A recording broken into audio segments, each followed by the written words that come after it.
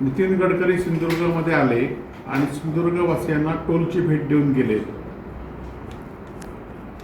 सिंधुदुर्गातील महामार्ग किंवा मुंबई गोवा महामार्ग अपुरा आहेत म्हणून एकीकडे नितीन गडकरींनी माफी मागितली आणि आम्ही त्यावेळेस मागणी केली होती माफी म्हणून टोल माफी करा।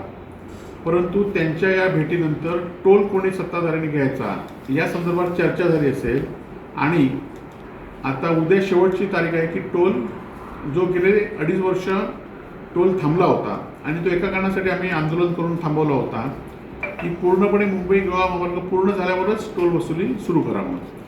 आज मुंबई गोवा महामार्ग अनेक ठिकाणी अपुऱ्या अवस्थेत आहे आणि हा रस्ता जोपर्यंत पूर्ण होत नाही तोपर्यंत टोल माफी घेऊ नये, टोल माफी द्यावी किंवा टोल सुरू करू नये ही आमची मागणी त्यावेळी होती आणि उद्याही ती मागणी आमची राहील। माझं सिंधुदुर्गवासियांना आव्हान आहे की या टोल माफी आंदोलनात गेल्या वेळी सिंधुदुर्ग जिल्हा व्यापारी संघाने सुद्धा पुढाकार घेतला होता। आता जिल्ह्यातील नागरिकांनी वेगवेगळ्या संघटनांनी या पुढाकार घ्यावा, कारण जोपर्यंत टोल जरी नितीन गडकरी म्हणाले की ह्या महिन्यामध्ये हा रस्ता पूर्ण होईल तरी पण मुंबई गोवा मार्ग अजूनही 1-1.5 वर्ष पूर्ण होणार नाही आणि हा पूर्ण झाल्यावरच टोल घ्यावी ही आमची मागणी आहे। खरं तर टोल माफीची मागणी केल्यानंतर काही सत्ताधाऱ्यांनी माझ्यावर आरोप केले होते की यांना टोल माफी कधी अशी दिली जाते का, परंतु असा 12 वर्ष रस्ता कुठला रखडला जातो का हा पण एक विषय आहे। परंतु रस्ता जोपर्यंत मुंबई गोवा पूर्ण होत नाही तोपर्यंत टोल स्वीकारू नये आणि टोल स्वीकारण्यास शिवसेना उद्धव बाळासाहेब ठाकरे हे आंदोलन करेलच।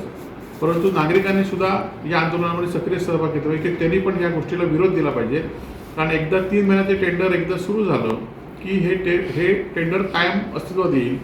पोलीस दपटशाहीचा वापर केला जाईल, कारण सत्ताधारीच यामध्ये ह्या टोलमध्ये गुंतलेले असल्यामुळे याचा पोलीस बळाचा वापर केला जाईल आणि त्यामुळे हे आंदोलन संपूर्ण सिंधुदुर्गवासियांनी या आंदोलनामध्ये सहभाग घ्यावा असं आमचं आव्हान आहे। कोकण संवादच्या ताज्या घडामोडींसाठी चॅनलला सबस्क्राईब करा आणि बेल आयकॉनला क्लिक करा।